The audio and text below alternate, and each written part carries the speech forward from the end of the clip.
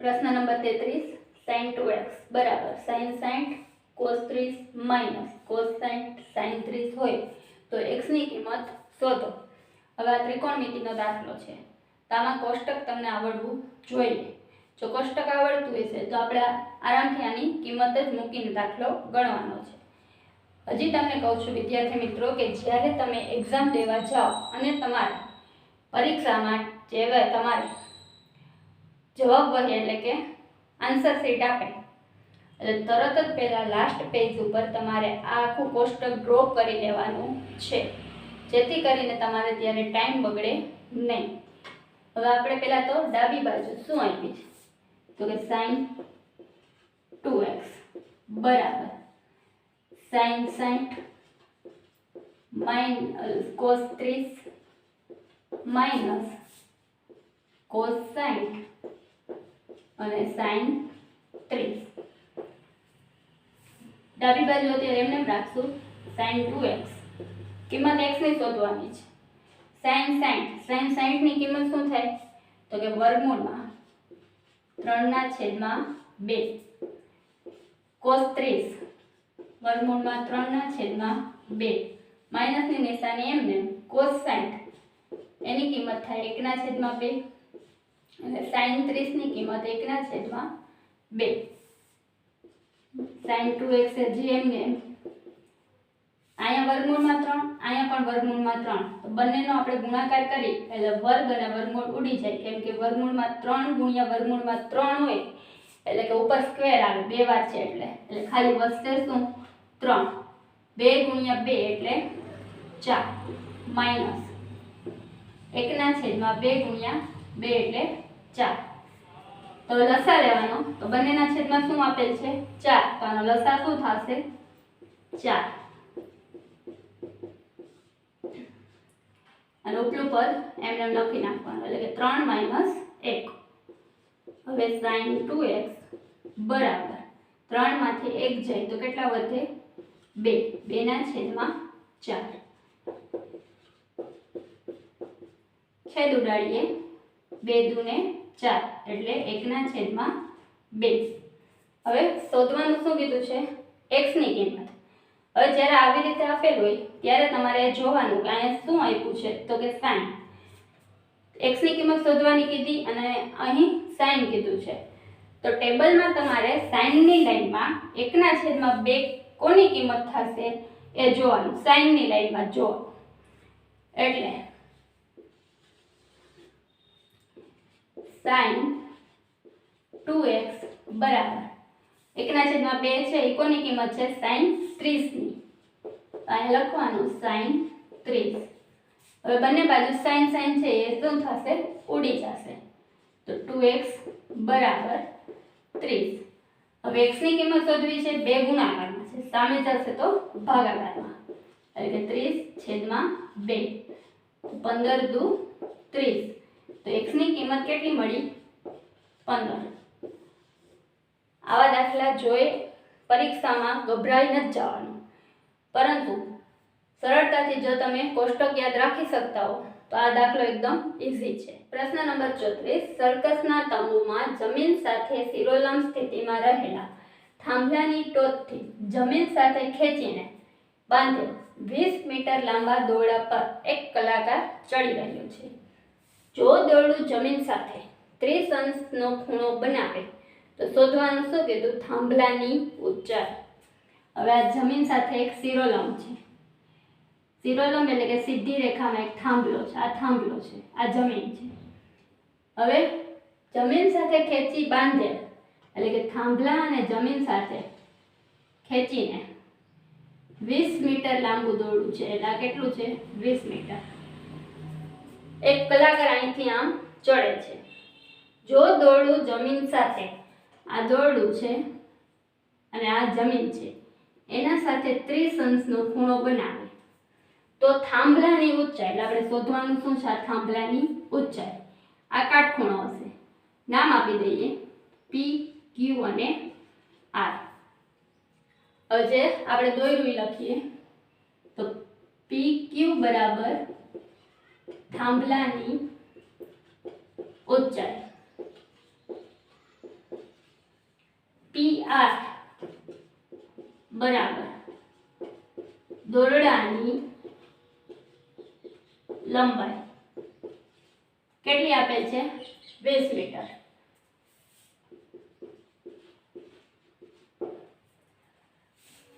હવે ખૂણો PRQ બરાબર કેટલા આપ્યા છે 30 અંશ અને ખૂણો PQR બરાબર 90 અંશ લખી શકીએ. સમજાણું આટલું. હવે આગળ અહીં ખૂણો આપેલ છે બરાબર, આ ખૂણો આપેલ છે અને આપણે શોધવાનું શું છે સામેની બાજુ. હવે સામેની બાજુ શોધવાની છે. અહીં ખૂણો આપેલ છે, એક બાજુ આપેલ છે, તો સામેની બાજુ શોધવાની હોય અને કર્ણ પણ આમાં આપેલ છે. તો સૂત્ર તમને આવડે જ છે, ક્યુ આવશે. સાબા બાબા કર્ણ વાળું કંઈક આવે.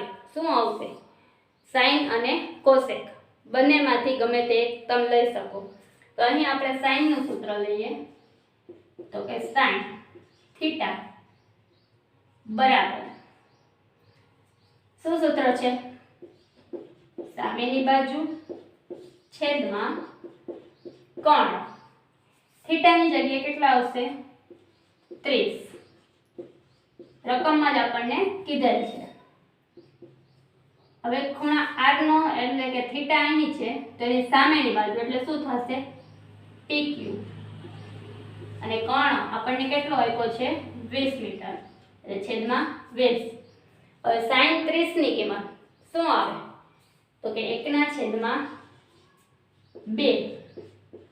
બરાબર PQ ના છેદમાં 20. ચોકડી ગુણાકાર કરવાનો. ચોકડી ગુણાકાર કરી એટલે 20 ગુણ્યા 1 બરાબર 2 ગુણ્યા PQ. 20 × 20 બરાબર 2 ગુણ્યા PQ એટલે 2PQ. PQ ની કિંમત શોધવાની છે તો PQ બરાબર 2 ગુણાકારમાં છે, આ બાજુ આવે તો ભાગાકારમાં એટલે કે 20 ના છેદમાં 2. 10 દૂને 20 તો PQ બરાબર કેટલા મળ્યા 10. પાછળ એકમ ફરજિયાત લખવાનો, નહીતર અડધો માર્ક તમારે એક્ઝામમાં કપાઈ જશે. નીચે એક સેન્ટેન્સ લખી નાખવાનું. આમ થાંભલાની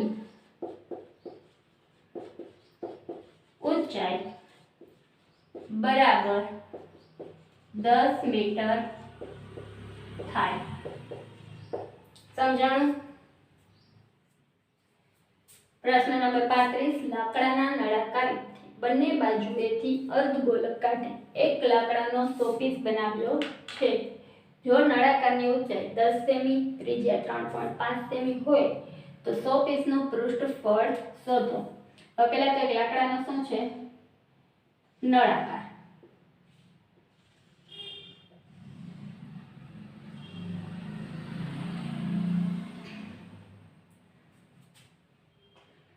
બંને બાજુ એક એક બાજુ કાઢી પેનથી થોડુંક શોપીસ બનાવવાનું છે એટલે એને આપણે ડોટ વડે દર્શાવીએ.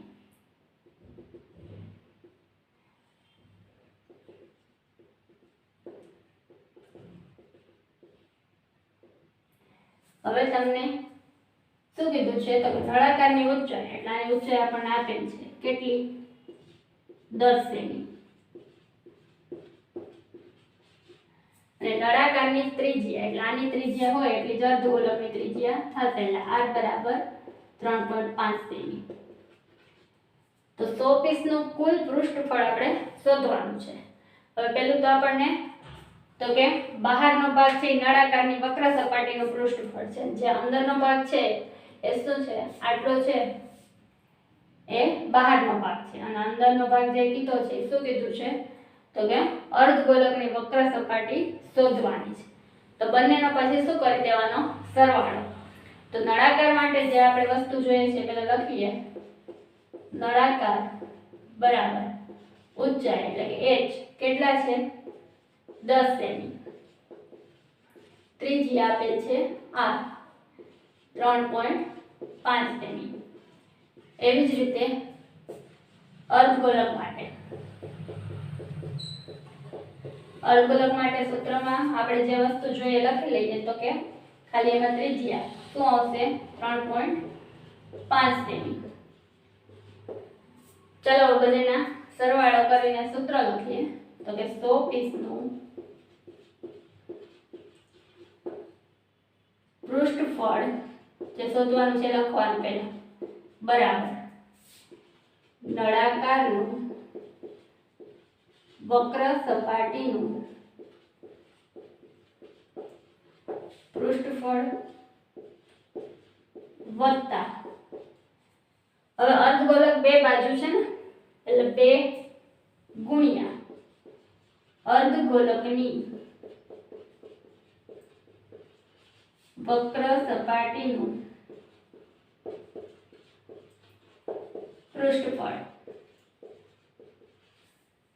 બંનેના સૂત્ર મૂકી દઈએ તો નળાકારની વક્ર સપાટીનું પૃષ્ઠફળ શોધવાનું સૂત્ર શું છે તો કે 2πrh વત્તા 2 ગુણ્યા આનું સૂત્ર શું થશે તો કે 2πr સ્ક્વેર. બરાબર.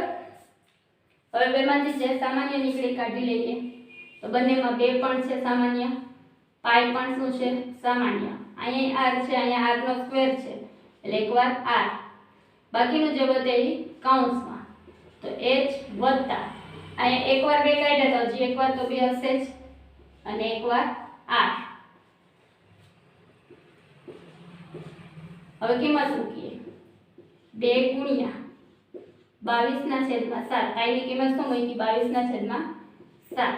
r ની કિંમત આપણને આપી છે 3.5 પણ પોઈન્ટ કાઢીએ એટલે છેદમાં કેટલા આવશે 10 કૌંસમાં h એટલે કેટલા છે 10 વત્તા 2 ગુણ્યા 35/10.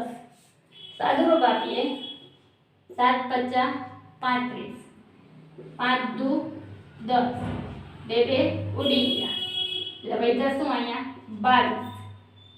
કૌંસનું સાદુરૂપ આપીએ 2 × 10 અને 5 × 35 તો કૌંસમાં શું વધ્યું 10 + 7 તો 22 અને અહીંયા કેટલા આવશે 10 + 7 કરો એટલે 17.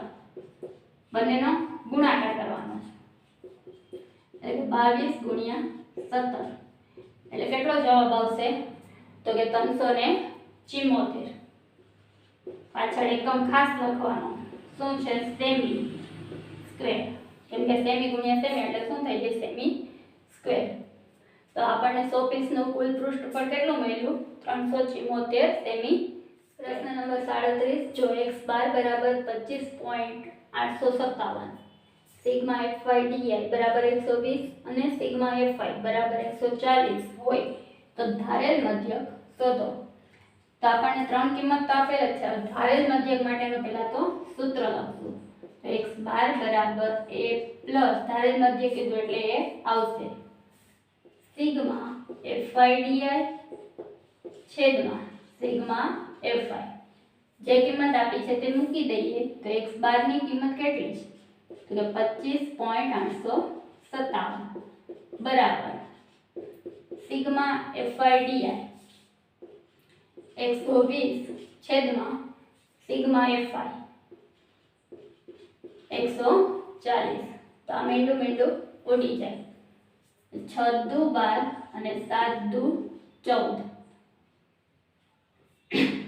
હવે અહીંયા 25.857 બરાબર a પ્લસ 6/7. હવે આપણે લસા લઈએ તો એ અઘરું પડશે એટલે આપણે ડાયરેક્ટ આનો 6 ભાગ્યા શું કરશું 7. તો હવે 7 છે એ મોટી સંખ્યા છે, 6 નાની સંખ્યા છે તો બાજુમાં 0 મૂકવો પડે. તો અહીંયા પણ શું મૂકવું પડે 0 અને પોઈન્ટ એટલે કે 7 × 8 = 56 તો કેટલા આવશે 4. પાછા આપણે 0 મૂકશું 7 × 5 = 35 5 આવ્યા હજી પાછો 1 0 તો 7 49 કેટલા વધશે 1. હવે પોઈન્ટ પછી 2 કે 3 ડિજિટ આવે એટલે ચાલે તો આપણને શું આવ્યું જવાબ? તો 25.857 mm બરાબર a પ્લસ 0.857. તો અહીંયા પણ પોઈન્ટ પછીના ડિજિટ સરખા છે અને અહીં પણ સરખા છે. તો હવે આ પ્લસ છે, આ બાજુ આવશે તો માઇનસ, એટલે 25.857 માઇનસ 0.857 બરાબર a. તો 8 માંથી 8 જાય તો 0, 5 માંથી 5 જાય તો 0 અને 7 માંથી 7 જાય તો 0, એટલે ખાલી વધ્યા શું? તો કે a બરાબર 25.